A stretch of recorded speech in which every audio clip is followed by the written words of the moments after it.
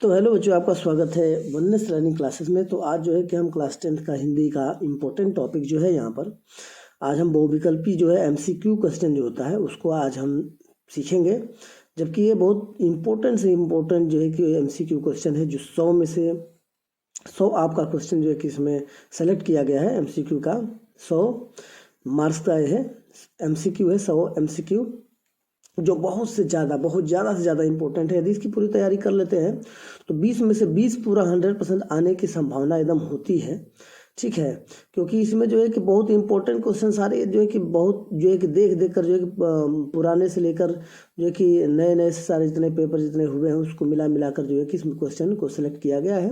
तो 24 फरवरी का आने वाले जो पेपर है 24 फरवरी को, तो उस पेपर में जो है कि अधिकतर जो है कि आने की संभावना इसमें रहेगी। इसलिए इसको जो है कि 2 पार्ट में इसको कर दिया गया है। तो 100 प्रश्न जो है कि लगभग ज़्यादा लंबा हो जाता है, इसलिए इसको जो है कि 50-50 के ग्रुप में मैंने अलग करके 2 वीडियो तैयार कर रहा हूँ। तो आइए यहाँ पर देखते हैं। पहला जो है शुक्ल युग के लेखक नहीं है। ठीक है, शुक्ल युग के लेखक नहीं है। इसमें देखिए बहुत इंपॉर्टेंट ये क्वेश्चन है, ठीक है ना, वेरी इंपॉर्टेंट क्वेश्चन है। तो इसमें कौन नहीं है शुक्ल युग के लेखक? पहला जयशंकर प्रसाद है, बी में जो है प्रेमचंद जी हैं, तीसरा जो है कि रामचंद्र शुक्ल हैं, और चौथा जो है कि भारतेंदु हरिश्चंद्र। तब इस तरह से यहाँ पे ऑप्शन आपका दिया हुआ है। तो इस ऑप्शन में जो है कि आपको उत्तर ढूंढना है। यदि आपको आपको यदि उसमें उत्तर जो है कि हमारे बताने से जब पहले आपको इसमें यदि जो आंसर आपको मिलता है तो आप उसको जो कमेंट करके जो है कि आप इसका उत्तर बता सकते हैं। तो इस तरह से इसका उत्तर जो है कि डी आपका भारतेंदु हरिश्चंद्र है। ठीक है, भारतेंदु हरिश्चंद्र है जो ये आपके जो है कि शुक्ल युग के लेखक नहीं है। अच्छा, इसमें जो दूसरा आता है पूस की रात कहानी के लेखक है। पूस की रात कहानी के लेखक कौन है? ठीक है ना, तो यहाँ पर पूस की रात कहानी के लेखक, ये भी वेरी इंपॉर्टेंट क्वेश्चन है। ये भी जो है इसमें जो है ऑप्शन आपका जो है कि ए जयशंकर प्रसाद है, बी जो है कि प्रेमचंद, और तीसरा सी जो सुदर्शन जी हैं, और चौथा जो डी यशपाल जी हैं। तो इस तरह से ये प्रश्न के आपके 4 जो ऑप्शन इस प्रकार रहे हैं। तो इसमें से आप गेस करिए, आप इसमें देखिए कौन सा इसमें उत्तर होगा। तो इसमें आप जो है कि इसमें उत्तर आपका जो है बी प्रेमचंद जी हैं। अब इस तरह से जो है कि ये आपका कंप्लीट हो चुका है। तीसरा प्रश्न की तरफ हम चलते हैं, और ये आपका प्रश्न रहा तीसरा। सिंदूर की होली के नाटककार हैं। सिंदूर की होली के नाटककार हैं कौन है? वेरी इंपॉर्टेंट क्वेश्चन है ये। ठीक है, आइए देखते हैं। इसमें पहला जयशंकर प्रसाद जी हैं, बी राम कुमार वर्मा हैं, सी जो है कि लक्ष्मी नारायण मिश्र हैं, और डी जो है कि हरे कृष्ण प्रेमी हैं। ठीक है, हरे कृष्ण प्रेमी। इसमें जो है कि ऑप्शन आपका 4 है। बताइए कौन सा इसका उत्तर होगा? इसमें सिंदूर के होली के नाटककार हैं, इसमें जयशंकर प्रसाद या लक्ष्मी नारायण मिश्र, राजकुमार वर्मा या हरे कृष्ण प्रेमी। इसमें आपका ऑप्शन में जो है कि उत्तर होगा सी लक्ष्मी नारायण मिश्र। ठीक है, अब इस तरह से आपका अगला जो प्रश्न आपके सामने है, रूस में 25 मास यात्रा वृत्त के लेखक हैं। रूस में 25 मास यात्रा वृत्त के लेखक हैं। ये भी इम्पोर्टेंट क्वेश्चन है, आपका 1 मार्क के लिए है। बट इसमें देखिए आपको ऑप्शन भी दिया है, डॉक्टर नगेंद्र जी, प्रभाकर माचवे जी, राम वृक्ष बेनीपुरी, राहुल सांस्कृतायन। इसमें बताइए कौन सा है? कमेंट करिए, कमेंट करके जो बताइए इसमें कौन सा आपका आंसर है। तो इसमें जो है कि आपका आंसर डी राहुल सांस्कृतायन होगा। ये है आपका आंसर। इसलिए जो है कि इस पर आपका क्या करना है, इस पर ट्रिक करना है, या आपको AMR जो सीट होती है, OMR सीट जो होती है उसमें अच्छी तरह से उसको भर लेना है। माटी हो गई सोना संस्मरण के लेखक कौन है? माटी हो गई सोना संस्मरण के लेखक कौन है? तो यहाँ पे कन्हैयालाल मिश्र, प्रभाकर, देवेंद्र सत्यार्थी, माखनलाल चतुर्वेदी, ठीक है, और राम वृक्ष बेनीपुरी। इस तरह से 4 ऑप्शन आपका दिया है। 4 ऑप्शन में आप देखिए आपका उत्तर कौन सा है। ठीक है ना, और कमेंट करेंगे तो पता चलेगा कि हाँ आप कौन सा जो है गेस किए थे। तो ये आपका आंसर जो है कि कन्हैयालाल मिश्र प्रभाकर जी हैं। ठीक है, इस तरह से जो है कि इसका भी उत्तर आपका हो चुका है। अब जो है कि आगे हम बढ़ते हैं आपके अगले प्रश्न की तरफ, जो है रीतिकाल को अलंकृत काल किस विद्वान ने कहा है? ठीक है, करेक्ट, रीतिकाल को अलंकृत काल किस विद्वान ने कहा है? आपका ऑप्शन यहाँ पे दिया हुआ है। इस ऑप्शन में जो है कि पहला जो है कि विश्वनाथ प्रसाद मिश्र ने, दूसरा जो है कि मिश्र बंधुओं ने, रामचंद्र शुक्ल ने, जॉर्ज ग्रीवसन ने। इसमें कौन सा ऑप्शन है आप बताइए। तो इसका उत्तर जो है कि आप देखिए और कमेंट करिए। तो इसमें आपका है जो मिस्र बंधुओं ने इसके जो है कि आपके ये रीतिकाल के विद्वान इनको कहा जाता है। और यहाँ पर 7वां प्रश्न की तरफ चलते हैं कि निम्नलिखित में से कौन सी कृति रीतिकालीन कवि देव की नहीं है। ठीक है ना, रीतिकालीन कवि देव की नहीं है। तो इसका 4 ऑप्शन आपके पास नीचे है। कवि प्रिया दिया है, भाव विलास है, भवानी विलास है, रस विलास है। कौन सा आपका इसमें उत्तर है आप इसको बताइए। तो आइए देखते हैं, इसमें आप कमेंट करें इसमें ज़्यादा से ज़्यादा उत्तर का। तो इसमें जो है कि कवि प्रिया है, इसमें आपका उत्तर क्या है, कवि प्रिया। आइए अगले प्रश्न की तरफ चलते हैं। आपके सामने ये अगला प्रश्न रहा। अब इसका उत्तर देखिए क्या होता है। प्रश्न को पढ़िए। इस तरह से इसमें दिया है कि भारतीय नदियों की विशेष प्रवृत्ति नहीं है। ठीक है, भारतीय नदियों की विशेषता प्रवृत्ति नहीं है क्या। राष्ट्रीयता की भावना, सामाजिक चेतना का विकास, तीसरा अंग्रेजी शिक्षा का विरोध, और चौथा है काव्य भाषा के रूप में खड़ी बोली का प्रयोग है। इस तरह से आपके जो है कि 4 ऑप्शन आपके पास दिए हुए हैं। अब इसमें से उत्तर कौन सा है बताइए।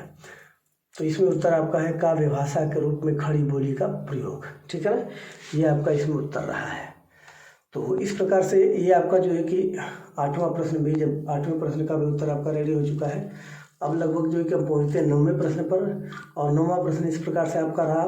देखिए 1943 ईस्वी में, ठीक है ना, 1943 ईस्वी में प्रकाशित तारसप्तक का संपादन किसने किया।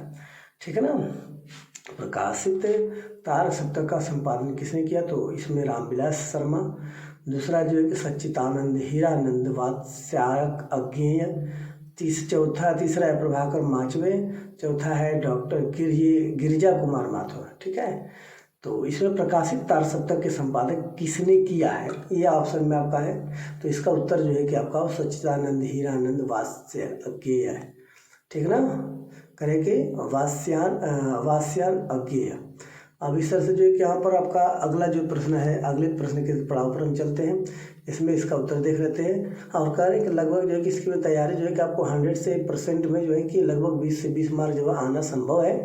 क्योंकि इस तरह से ये जो सेलेक्ट किया गया है क्वेश्चन बहुत इंपॉर्टेंट है। राम की शक्ति पूजा किसकी रचना है, आइए यहाँ पे प्रश्न अगला देखते हैं। ये भी इंपॉर्टेंट क्वेश्चन है। ठीक है, वेरी इंपॉर्टेंट क्वेश्चन है। राम की शक्ति पूजा किसकी रचना है, क्योंकि अब यहाँ पर जो पहला सूर्यकांत त्रिपाठी ने रहा, दूसरा जयशंकर प्रसाद जो है, तीसरा रामनरेश त्रिपाठी जी, और चौथा जो है महादेवी वर्मा है। तो इसमें ऑप्शन कौन सा है देखिए इसमें। तो इसमें जो है कि आपका ऑप्शन जो है किसकी रचना क्या है, शक्ति पूजा की किसकी रचना है, राम की शक्ति पूजा किसकी रचना है। तो इस तरह से जो ऑप्शन आपको सूर्यकांत त्रिपाठी निराला का है।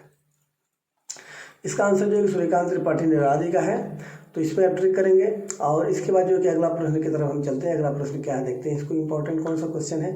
तो ये 11वां क्वेश्चन है कि हाथी जैसे, ये 11 जो है कि इंपॉर्टेंट क्वेश्चन है। हाथी जैसे देह है, गेंडे जैसी खाल, तरबूजे सी खोपड़ी, खरबूजे से गाल, उपयुक्त पंक्तियों में कौन सा रस है। बहुत मज़ेदार ये प्रश्न है ना। इसमें कौन सा रस देखना है, वीर रस कहा जाएगा या करुण रस कहा जाएगा, वीर रस या करुण रस, श्रृंगार रस या हास्य रस। तो ये तो एकदम क्लियर है, ये आपको क्लियर है, आप बता सकते हैं। कमेंट करेंगे तो पता चल जाएगा। आप पहले बता सकते हैं, जैसा वीडियो हम पढ़ रहे हैं पूरे खोपड़ी खरबूजे से गालता, आप इसमें कमेंट कर सकते हैं। तो कमेंट करेंगे तो पता चलेगा इसमें हास्य रस है, ये हंसने जैसा भाव इसमें नहीं। आप ऐसे भी पढ़ेंगे तो समझ में आएगा कि हंसने वाला भाव इसमें है। तो 12वां प्रश्न जो देखिए उसमें दिखा हुआ है कि उस, यहाँ पर 12वें प्रश्न को देखते हैं। ये भी जो है कि उस काल मारे क्रोध के तन कांपने उनका लगा, मानो हवा के वेग से सोता हुआ सागर जगा। ठीक है, उपयुक्त रेखांकित पंक्ति में कौन सा अलंकार आपको बताना है। इसमें अलंकार जो है कि आप अच्छी तरह से जो है कि अध्ययन करिएगा, क्योंकि उस अध्ययन के माध्यम से आएगा। ये रूपक अलंकार होगा, उपमा अलंकार होगा, या उत्प्रेक्षा अलंकार होगा, श्लेष अलंकार होगा। तो कौन सा ऑप्शन है इस तरह से, इसमें जो है कि आपका ये उत्तर कौन सा है इसमें आप बताएं। ठीक है ना, इस तरह से आपका इसमें उत्प्रेक्षा अलंकार है, ये उत्प्रेक्षा अलंकार है। ठीक है ना। अब अगला जो है कि यहाँ पर प्रश्न जो दिया है आपका 13वां प्रश्न इस प्रकार है आपके सामने दिख रहा है। यहाँ पे जो सुमिरत सिद्धि हुई, गणनायक गरिबर बदन, करम अनुग्रह सोई, बुद्धिराज शुभ गुण सदन।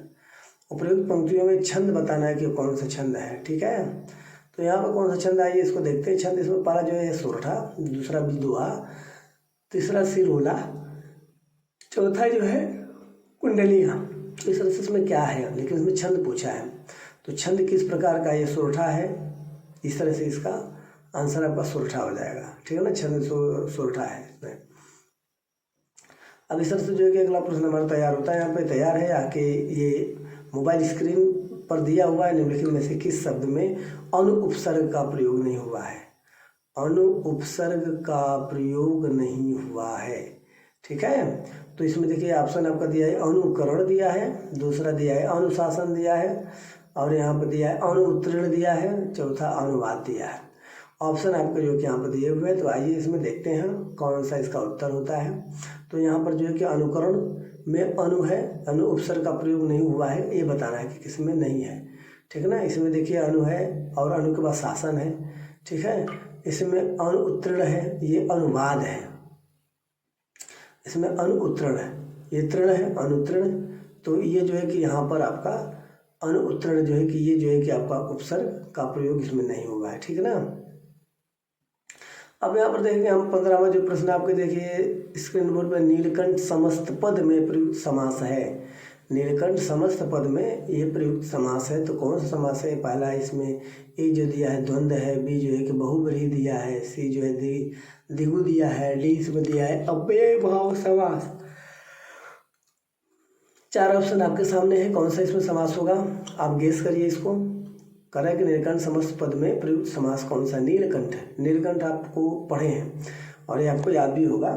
इसमें दिया कि आपका ये बहुब्रीहि समास है। ठीक है ना, तो ज़्यादा से ज़्यादा जो है कि ग्रामर का भी जो है कि आप कंठस्थ करेंगे, याद करेंगे, क्योंकि उसका भी आएगा।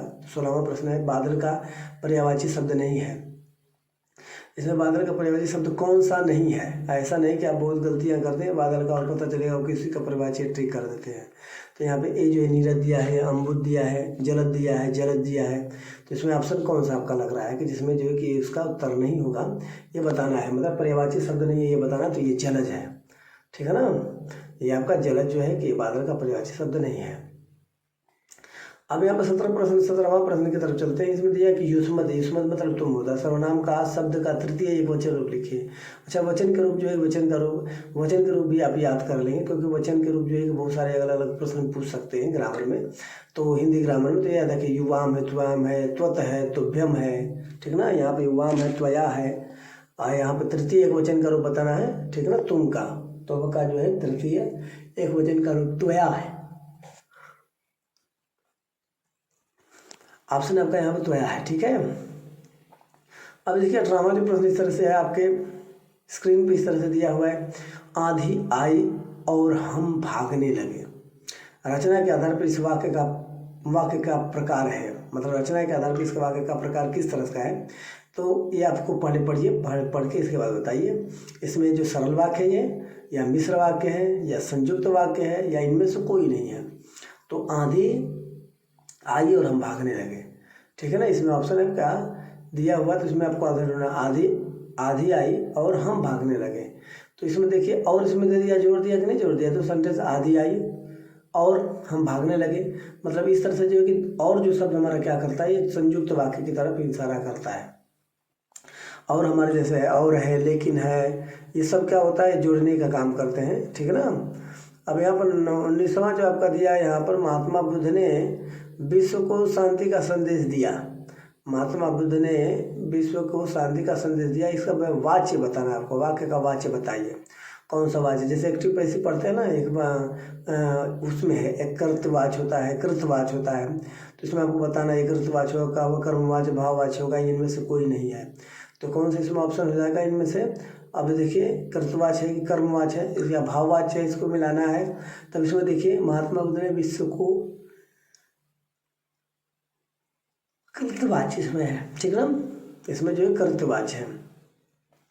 अब यहाँ पर जो है अगला प्रश्न जो है कि इस तरह से है आपका स्क्रीन बोर्ड पर दिया हुआ है, वह अचानक चला गया, वह अचानक चला गया। वाक्य में प्रयुक्त करें कि अचानक पद का व्याकरण परिचय बताइए, कौन सा है परिचय। वो संज्ञा है कि सर्वनाम है, क्रिया विशेषण ही क्रिया है। ठीक है, वह अचानक चला गया, ठीक है ना। तो इसमें वो तो गया तो ठीक, लेकिन वो अचानक गया है, वो गया तो ठीक लेकिन वह अचानक गया है। तो ये क्या है, क्रिया विशेषण है। उसकी क्रिया तो हो रही है लेकिन विशेषता क्रिया की उसकी हो रही है, ठीक है। तो इस तरह से क्रिया विशेषण है। अब यहाँ पे हम पढ़ेंगे शुक्ल युगीन लेखक है, शुक्ल युगीन लेखक। शुक्ल युगीन लेखक कौन है, इसमें आइए देखिए रामप्रसाद निरंजनी जी हैं, पहला है ऑप्शन। इसके बाद जो कि इसमें दूसरा दिया है कि माखनलाल चतुर्वेदी जी हैं। इसके बाद तीसरा यशपाल जी हैं या सदल मिश्र जी हैं। तो इसमें देखिए बहुत सुंदर सा ऑप्शन 4 दिया है, बट इसमें आंसर आदि आपको हमारे बताने से पहले, जब तक हम वेट करते हैं तो आता है तो बता सकते हैं आप कमेंट करके, लेकिन माखनलाल चतुर्वेदी जी हैं इसमें आपका, ठीक है ना। तो इस तरह से अब ये प्रश्न आपका जो है निकल चुका है। और इसके बाद 22वां प्रश्न जो है कि आपका यहाँ पर दिया हुआ है स्क्रीन बोर्ड पे, स्क्रीन पे। तो गुनाहों का देवता रचना की विधा है, गुनाहों का देवता रचना की विधा, ये इंपॉर्टेंट प्रश्न है क्योंकि आने की संभावना इसकी पूरी 100 से 100% है, ठीक है ना। क्योंकि ये जो सिलेक्शन हुआ है बहुत इंपॉर्टेंट है। पहला ये है कहानी, दूसरा है नाटक, तीसरा है न्यास है और चौथा आत्मकथा है। मतलब ये जो कि गुनाहों का देवता रचना की विधा, कौन सी रचना की विधा, ये आपको ध्यान से पढ़ना होगा। अब यहाँ पर जो दिया हुआ है आपका उन्यास है, ठीक है ना। ये क्या है, उन्यास। ये आपका यहाँ पे आंसर है उन्यास। यहाँ पे उपन्यास है, थोड़ा सा मिस्टेक तो हो गया है, लेकिन यदि ऑप्शन में इस तरह से रहेगा तो आप इस पर ट्रिक कर सकते हैं। यदि उपन्यास रहे तो उपन्यास पे ट्रिक कर सकते हैं। यहाँ पर किशोरीलाल गोस्वामी की रचना है, कौन सा है इसमें, आइए देखते हैं। ए जो है सरस्वती है यहाँ पर, और दूसरा बी जो है कि राग दरबारी है यहाँ पर, तीसरा सिलाई यहाँ पर दिया है दुलाई वाली दिया है, और यहाँ पर चौथा जो है कि इंदुमती दिया है। तो इस तरह से आपका ऑप्शन जो है कि 23 यहाँ पर दिया हुआ है। तो इसमें देखिए आपका आंसर जो है कौन सा होगा, इस पर देखिए गेस करिए। तो आपका ये इंदुमती है ये ऑप्शन में, इसलिए आपका उत्तर डी होगा, ठीक है। 24वां प्रश्न जो है कि ध्रुव स्वामिनी के लेखक है, आइए देखते हैं। ध्रुव स्वामिनी के लेखक है, ठीक है। 23वां प्रश्न है इंपॉर्टेंट, ध्रुव स्वामिनी के लेखक। ध्रुव स्वामिनी के लेखक कौन है, इस पर हम जो कि फोकस करेंगे और ध्यान देंगे। अगला प्रश्न हमारा है इस पर, और इसको याद भी कर लीजिएगा, लिखते भी जाइएगा। इसको लोग के लिख सकते हैं, जयशंकर प्रसाद, जगदीश चंद्र माथुर है, राम कुमार वर्मा है, मोहन राकेश है।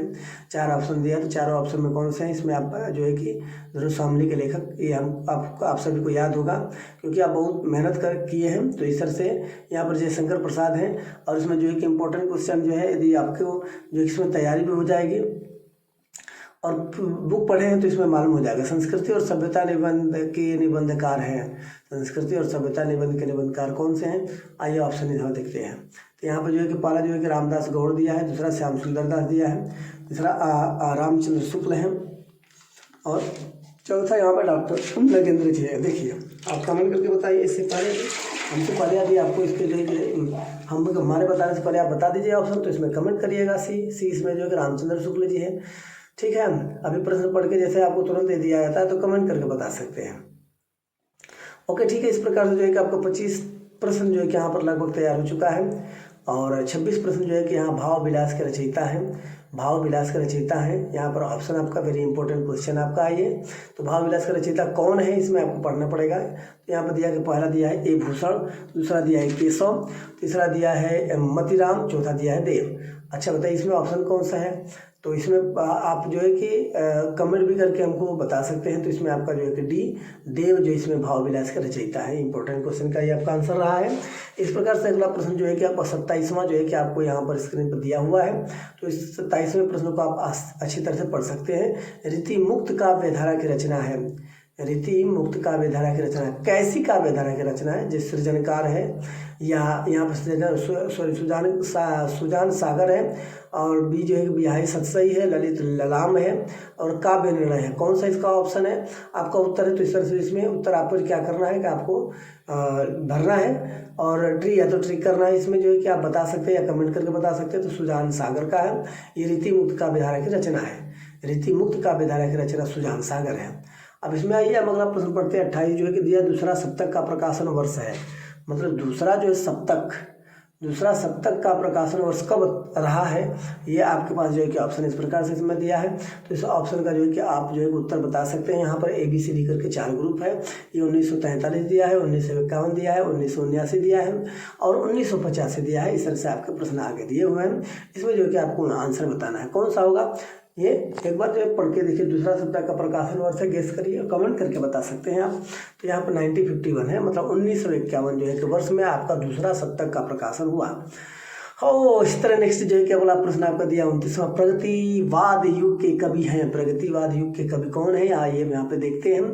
पहला इसमें ऑप्शन जो दिया शिवमंगल सिंह सुमन जी हैं, दूसरा जो है कि प्रभाकर माचवे जी हैं, तीसरा जो है कि नरेश मेहता जी हैं, चौथा जो है कि जगदीश गुप्ता जी हैं। तो इसमें कौन सा ऑप्शन होगा, आप बता सकते हैं इसमें। तो इसमें जो है प्रगतिवाद युग के कवि के बारे में बताना है, तो आप प्रगतिवाद युग के कवि को जो है कि आप याद रखिएगा, ये शिवमंगल सिंह सुमन जी हैं। इस तरह से ये आपका ऑप्शन का ये उत्तर रहा है। तो इस तरह से 29वां प्रश्न का जो है कि आपका यह प्रश्न हो चुका है। आप 30वें प्रश्न में चलते हैं। महादेवी यहाँ पर वर्मा की रचना, इंपॉर्टेंट क्वेश्चन ये भी है आपके, आप तैयारी इसकी कर सकते हैं। और इसमें देखिए तैयारी जो है कि आप अपने दोस्तों को भी शेयर करना ना भूलिएगा। यहाँ पे दिया है ए त्रिधारा, तीसरा दिया बीड़ा पथ के साथी, तीसरा दिया है गुंजन है, इसमें चौथा दिया है। तो इस तरह से जो है कि 4 यहाँ पे ऑप्शन दिया, तो 4 ऑप्शन में कौन सा होगा, आप इस तरह से जो है कि इसमें गेस करते रहिए और पढ़े होंगे तो तुरंत आपको यहाँ पर समझ में आ जाएगा। सी जो है पथ के साथी है, ये जो है कि आपका आंसर है, ये आंसर है, ये आपका आंसर हो गया। अब यहाँ पर जो है कि इसमें 31 जो है कि यहाँ पर बिंद के वासी उदासी, यहाँ पर देखिए 31वां प्रश्न आपका स्क्रीन पर है। बिंद के वासी उदासी तपोव्रतधारी महाबिनुनारी दुखारे पंक्ति में कौन सा रस है। अब देखिए प्रश्न में आपका रस के बारे में इसमें वर्णन किया हुआ कि रस कौन सा है। तो इसमें आप रस को जो बता सकते हैं ये कौन सा इसमें रस है, करुण रस है, हास्य रस है, श्रृंगार रस है, इनमें से कोई नहीं है। ऑप्शन इस प्रकार से आपके चारों दिए हुए, तो इसमें देखिए कौन सा है। उदासी तपोव्रतधारी महाबिनुनारी दुखारे पंक्ति में कौन सा रस इसमें दिया हुआ है, ठीक है।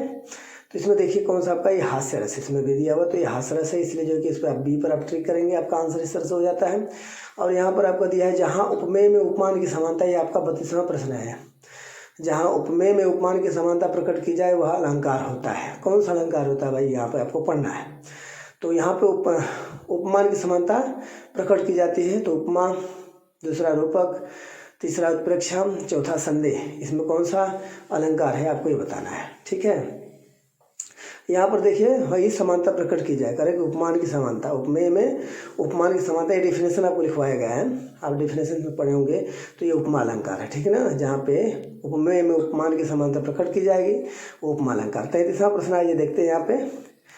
33वां प्रश्न यहाँ में सोरठा छंद के दूसरे और चौथे चरण में मात्रा बताइए। तो इस तरह से आप सोरठा छंद जितना है आप इसको अच्छे से तैयार कर लीजिएगा। इसमें जो है कि क्योंकि अधिक से अधिक प्रश्न उसमें भी एक आध 2-3 प्रश्न उसमें भी आ सकते हैं। तो इसमें 11, 16, 12 और 13, इसमें कौन सा ऑप्शन होगा ABCD में, तो ये आपको याद होगा, जल्दी में कमेंट करके बताइए। इसमें प्रश्न का ये आंसर आपका 13 है, ठीक है ना, प्रश्न का इसमें आंसर क्या है 13, ये आपका उत्तर होगा इसमें। तो इस तरह से जो है कि आपका ये 33 क्वेश्चन आपको यहाँ पर लगभग जो है कि रेडी हो चुके हैं। इसके बाद 34वां प्रश्न पर हम पढ़ते हैं। इसमें जो है कि लगभग जो है कि 50 से 50 जो है कि 50 क्वेश्चन का जो कि तैयारी का इसमें है। अपव्यय शब्द में उपसर्ग जुड़ा है, अपव्यय शब्द में कौन सा उपसर्ग जुड़ा है, और जुड़ा है कि उप जुड़ा है कि अप जुड़ा है, हाँ कि अधि जुड़ा है। तो इसमें तो आप क्लियर हो जाएंगे, क्योंकि व्यय और अप को अलग कर देते हैं तो अपव्यय शब्द में उपसर्ग का पता चल जाता है कि नहीं चला जाता है। हाँ, व्यय को आप यदि अलग कर देते हैं, ठीक, देखिए अप धन व्यय कर देंगे तो क्या हो जाएगा, इसमें आपको क्लियर मालूम चल जाएगा कि इसमें अप जो शब्द है यही आपका जो है क्या होता है, इसमें शब्द में उपसर्ग जुड़ा हुआ है। तो इस तरह से इसका ऑप्शन आपका उत्तर अप होगा। अच्छा, यहाँ पर माता, यहाँ पर 35वां प्रश्न दिया हुआ है, 35वां प्रश्न इसमें दिया हुआ है, आइए उसको ध्यान से देखते हैं। 35वें प्रश्न को, 35वां प्रश्न दिया है कि माता पिता में समास है, माता पिता में समास है, कर्मधारय है, दिगु है, बहुब्रीहि समास है या द्वंद्व समास है। तो इस तरह से जो है कि आप क्या करेंगे, इसमें आपको समास बताना है। तो समास की भी विशेष तैयारी आप कर लीजिए, क्योंकि समास जो है कि समास में से आने वाले बहुत सारे प्रश्न होता है। तो इस तरह से जो है कि आपकी तैयारी इसमें, तो यहाँ पे है माता और पिता, ये माता और पिता वाला ऑप्शन है, ठीक है ना, जिसमें और आ जाता है। तो इस तरह से जो ये द्वंद्व समास है, ठीक है ना, इस तरह से आपका द्वंद्व समास है। सर 36वां प्रश्न पर हम चलते हैं। तो इसमें दिया 36वां प्रश्न दिया है, स्क्रीन पर आपको दिया है कि समुद्र शब्द का पर्यायवाची शब्द नहीं है, समुद्र शब्द का पर्यायवाची शब्द नहीं है। तो इसमें सागर दिया है, पारावार दिया है, महीपति दिया है, जलधि दिया है, ठीक है ना, पारावार और महीपति और जलधि दिया। तो यहाँ पर देखिए देखते हैं ऑप्शन में क्या है। तो यहाँ पर कह रहा है कि समुद्र शब्द का पर्यायवाची शब्द नहीं, सागर या महीपति, इसमें महीपति नहीं, सागर तो है, ठीक है ना, पारावार और जलधि भी है, महीपति नहीं है, ठीक है ना, ये ऑप्शन दूसरा है दादा इसका। तो ये 37वां प्रश्न यहाँ पे दिया है कि 100 का तत्सम है, 100 का तत्सम शब्द है, ठीक है ना। तो आप इसको सौ का तो सम शब्द इसमें क्लियर हो जाता है, सत है कि सव है कि सत है, फिर ना वो बड़ा स है, ये शत और ये सत है, इसमें से कोई नहीं है। तो इसमें ऑप्शन आपका क्या होगा, इस अर्थ से जो है कि आप तत्सम शब्दों की तैयारी और तत्सम की तैयारी कर सकते हैं। यहाँ पर सत है, बड़ा स वाला हुआ, ठीक है ना, छोटा सा वाला पर ट्रिक नहीं आपको करना है, शब्द। अब यहाँ पर 38 वाला हम पढ़ेंगे, तेसाम में विभक्ति और वचन बताना है। तेसाम में विभक्ति और वचन बताना है, तो इसमें कौन सा वचन और कौन सी विभक्ति होगी। पंचमी विभक्ति द्विवचन हो गया, सप्तमी विभक्ति एक वचन होगा, या षष्ठी विभक्ति बहुवचन होगा, या चतुर्थी विभक्ति एक वचन होगा, ठीक है। तो इस तरह से जो है कि ऑप्शन आपके जो यहाँ पर 4 दिए हो, तो चारों ऑप्शन में आपको आंसर बताना है कौन सा होगा इसमें। तेसाम में विभक्ति और वचन, इसमें जो है कि आपका षष्ठी विभक्ति बहुवचन होगा, खस्से मतलब छठवां विभक्ति होगी और उसमें बहुवचन होगा। 39वां प्रश्न पर हम यहाँ पे आके देखते हैं कि 39वां प्रश्न क्या है। इस प्रकार से तुमसे सोया नहीं जा सकता वाक्य में वाच्य बताना। जैसे ऊपर वाला हम वाक्य पढ़े हैं, इसमें कृतवाच्य होगा कि कर्मवाच्य होगा कि भाववाच्य होगा, तो यहाँ भाववाच्य यहाँ बता दिया है। तीसरा जो है कर्मवाच्य दिया है, इनमें से कोई नहीं है, कौन सा इसका उत्तर होगा। तो इसमें जो एक उत्तर आइए हम देख लेते हैं, करें कि तुमसे सोया नहीं जा सकता वाक्य में वाच्य है, तो यहाँ पे आपका भाववाच्य है। कौन सा वाच्य होगा, भाववाच्य बी होगा, ठीक है। अब यहाँ पर 10वां जो है कि आपका विकारी पद नहीं है, ये 44वां जो प्रश्न है आपका, विकारी पद नहीं है। कौन सा विकारी पद नहीं है, आइए इसमें देख लेते हैं। तो यहाँ पर जो है कि आपका जो है कि ये गाय है, दूसरा जो है कि सभा है, तीसरा प्रतिदिन है, चौथा आपका रमेश है, ठीक है। तो इस तरह से 4 ऑप्शन आपके यहाँ पे दिए हुए हैं। तो इस ऑप्शन में जो है कि आपको उत्तर बताना है कि विकारी पद नहीं है, तो प्रतिदिन विकारी पद नहीं है, क्योंकि ये विकार इसमें कोई नहीं है, ठीक है ना। अब इसमें जो है कि अब अगला प्रश्न जो है कि 41 चंद्रगुप्त रचना की विधा है, चंद्रगुप्त रचना की विधा है। 41वां प्रश्न आपके समक्ष दिया हुआ है, कौन सी विधा है भाई, चंद्रगुप्त रचना की विधा कौन सी है। यहाँ पर देखिए ए निबंध है या बी उपन्यास है, यहाँ पे ऑप्शन आपका दिया हुआ है ए, यहाँ पे बी उपन्यास है, यहाँ पर डी जो है कि आपका सी नाटक है और डी यहाँ पे कविता है। तो आप चंद्रगुप्त रचना की विधा है इसमें पढ़े होंगे पुस्तकों में इस प्रकार से, तो इसमें आपको पता चलेगा ये नाटक है, ठीक है ना। रचना की विधा में क्या है, नाटक है। अब इस तरह से 42वां हमारा क्वेश्चन आगे आपके दिया हुआ है स्क्रीन पर, ये मोबाइल स्क्रीन पर दिया हुआ है, ठीक है ना। दीप जले शंख बजे के लेखक कौन से हैं, ये आप पढ़े होंगे। दीप जले शंख बजे के लेखक कौन से हैं। यहाँ पे ऑप्शन आपका दिया हुआ है कन्हैयालाल मिश्र प्रभाकर या शांतिप्रिय द्विवेदी जी, कन्हैयालाल मिश्र प्रभाकर या शांतिप्रिय द्विवेदी जी, और यहाँ पर रामवृक्ष बेनीपुरी और देवेंद्र सत्यार्थी। यहाँ पे 4 ऑप्शन आपका दिया हुआ है। 4 ऑप्शन में आप देख सकते हैं इसमें कौन सा इसमें उत्तर होगा। आप गेस करके जो है कि पहले क्या कर सकते हैं, बता सकते हैं, लेकिन यहाँ पर आपका आंसर जो है कन्हैयालाल मिश्र प्रभाकर जी हैं। इस प्रकार से आपका यहाँ पर कंप्लीट होता है। तो आपका 43वां जो है प्रश्न यहाँ पर स्क्रीन पर दिया हुआ है, तो शुक्लोत्तर युगिन के लेखक हैं। यहाँ पर जो है क्या करें, मजे में जो है कि इंटरटेन में जो है कि यहाँ पर सीख भी लेंगे। तो यहाँ पर विनय मोहन शर्मा जी पहला है, यहाँ पर मन्नू भंडारी जी दूसरा है, यहाँ पर उपेंद्रनाथ अस्क जी है या सत्येंद्र द्विवेदी जी हैं। यहाँ पर 4 ऑप्शन सत्येंद्र द्विवेदी, यहाँ पर 4 ऑप्शन आपका दिया हुआ है, 4 ऑप्शन में एक उत्तर होगा। इसमें आप जो है कमेंट करके जल्दी में बता सकते हैं जब तक हम पढ़ रहे हैं तब तक। तो यहाँ पर जो है कि देखिए कौन सा उत्तर आपका का है, ये सी उपेंद्रनाथ जो है अस्क जी हैं। इस 43वां का आपका आंसर हो गया। अब यहाँ पर 44वां जो है कि हजारी प्रसाद द्विवेदी लेखक है। हजारी प्रसाद द्विवेदी के लेखक कौन से हैं, तो इस तरह से आइए यहाँ पर ऑप्शन देख लेते हैं कौन कौन सा ऑप्शन है हजारी प्रसाद के द्विवेदी का। पानी के प्राचीर के, आपका बंटी के, बूंद और समुद्र के यहाँ पर, और बाणभट्ट की आत्मकथा के लिए यहाँ पर 4 ऑप्शन आपका दिया है। 4 ऑप्शन में उत्तर कौन सा होगा आप इसमें गेस करके जो है कि कमेंट कर सकते हैं। तब तक जो है कि हम पूछते हैं ये आपका प्रश्न, और जब तक ऑप्शन पढ़ते हैं इससे आप जो है कि ऑप्शन बता सकते हैं। तो डी आपका जो है कि बाणभट्ट की आत्मकथा है। इस तरह से आपके आंसर है, ठीक है। अब आइए अगला प्रश्न जो है कि स्क्रीन पर इस प्रकार से है कि निम्नलिखित में से जयशंकर प्रसाद का नाटक नहीं है। जयशंकर प्रसाद का नाटक नहीं है। यहाँ पर थोड़ा सा टाइपिंग में मिस्टेक हुआ है, तो आप इसको देख सकते हैं। यहाँ पर आपका अगला प्रश्न जो है इसमें ऑप्शन ए में अजात शत्रु है, स्कंदगुप्त है, ध्रुव स्वामिनी है और अंधेर नगरी। इसमें जो है कि शंकर प्रसाद का नाटक नहीं बताना है, कौन सा उनका नाटक नहीं है जय, ठीक है ना। तो अजात शत्रु है कि स्कंदगुप्ता है कि ये ध्रुव सामने, तो इसमें असंगुप्त नहीं है, इसमें अंधेरी नगरी है, अंधेर नगरी, ठीक है ना। अंधेर नगरी बड़ी आनंद वाले ये आपका नाटक है, इसमें बड़े मजा आता है। तो रीतबद्ध काव्यधारा के कवि हैं। रीतिबद्ध काव्यधारा के कवि कौन है, बिहारी लाल बोधा या भिखारी दास या घनानंद, कौन सा है। इसमें ऑप्शन आपको 4 दिए हुए हैं। आपको यदि इससे पहले जब तक हम ऑप्शन पढ़ते हैं तब तक आप इसमें कमेंट, आपको यदि आंसर आता है तो आप कमेंट करके बता सकते हैं। तो इसमें जो है कि कौन सा आपका ऑप्शन है, इसमें तो भिखारी दास है, ठीक है ना, बिहारी लाल नहीं भिखारी दास है, इसमें आपका ऑप्शन ये है। 47 जो है कि करें पद्माभरण के रचयिता हैं, पद्माभरण के रचयिता, इसमें आपका कौन सा आंसर होगा, पद्माभरण के रचयिता में यहाँ पे 4 ऑप्शन है, सेनापति केशव है, पद्माकर जी हैं या भूषण है, इसमें ऑप्शन दिया हुआ है, कौन सा इसमें होंगे, ठीक है। तब तक जो है कि आप इसको पढ़ते रहिए और पढ़ के जो इसमें आंसर जो है कि आपको यदि आता है तो इससे पहले जो है कि आप कमेंट करके बता सकते हैं और ये पढ़ के बहुत मज़ा आएगा। सी पद्माकर जी हैं, क्योंकि आप जो है कि जब तक हम ऑप्शन पढ़ेंगे तब तक आप बताएंगे तो एक चीज़ मान जाए कि हाँ आपने तैयारी किया हुआ है। 48वां जो है सूर्यकांत त्रिपाठी निराला की रचना है। सूर्यकांत त्रिपाठी निराला की रचना कौन सी है, ठीक है ना। ईसर साहब का ऑप्शन इसमें कनुप्रिया है, सुनहरे सवाल है यहाँ पर, चौथा जो है, तीसरा जो ठंड लोहा है, चौथा राम की शक्ति पूजा है। शायद इस प्रकार से प्रश्न का ऊपर जो है कि हमको शायद इसमें आपको पढ़ने को मिला होगा। तो इसमें जो है कि आइए ऑप्शन देखते हैं कौन सा इसमें उत्तर जो है कि इसमें मिला लेते हैं, उत्तर कौन सा इसमें होगा। तो इस तरह से जो है कि यहाँ पर जो है हमने बताया था कि राम की शक्ति की पूजा, इससे पहले जो है कि एक ऑप्शन ऊपर दिया हुआ था, इसमें जो है उसका उत्तर भी था। तो यहाँ पर आइए प्रयोगवादी कवि के बारे में पढ़ते। प्रयोगवादी कवि कौन से थे, इसमें कवियों के नाम दिया हुआ है। भारत भूषण अग्रवाल पहला जो इसमें दिया हुआ है, दूसरा केदारनाथ अग्रवाल जी हैं इसमें, ठीक, इसके बाद रामधारी सिंह दिनकर जी हैं और इसमें सुमित्रानंदन पंत जी हैं। तो इस प्रकार से जो आपका ऑप्शन यहाँ पे दिया हुआ है, तो इसमें कौन सा ऑप्शन होगा। इस तरह से प्रयोगवादी कवि है, प्रयोगवादी कवि कौन सा है, तो इसमें देखिए आपका ऑप्शन कौन सा है, इसमें आपका ए है, भारत भूषण अग्रवाल जी, ठीक है। अब अगला आपका प्रश्न जो है कि यहाँ पे 50वां जो है कि आंगन के पार द्वार के रचयिता कौन से हैं, आंगन के पार द्वार के रचयिता कौन है। तो यहाँ पे ये दिया धर्मवीर भारती दिया है, बी जो है भवानी प्रसाद मिश्र है, धर्मवीर भारती, दूसरा भवानी प्रसाद मिश्र है, तीसरा अज्ञेय है और उसके बाद चौथा जो है गिरजा कुमार माथुर है। तो इसमें ऑप्शन जो है कि आपका इस प्रकार चारों दिया हुआ है। तो इसमें जो आंसर होगा इसमें आपको ट्रिक करना है और आपको OMR शीट पर क्लियर भरना होगा।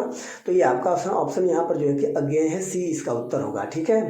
अब 51वां यहाँ पर पढ़ रहे हैं, 51 करुणा रस का स्थायी भाव कौन सा है। तो इसमें देखिएगा करुणा रस का स्थायी भाव बताएंगे, यहाँ पर क्रोध है, शोक है, हास्य और भय है। तो इसमें जो है कि वीडियो इसका आधा पार्ट का जो है 51 के बाद जो है आधा वीडियो जो है कि आपको अगले वीडियो में मिलेगा, क्योंकि इसमें लगभग 51 ही क्वेश्चन का हम बना के दे रहे हैं। तो जय हिंद, जय भारत, जय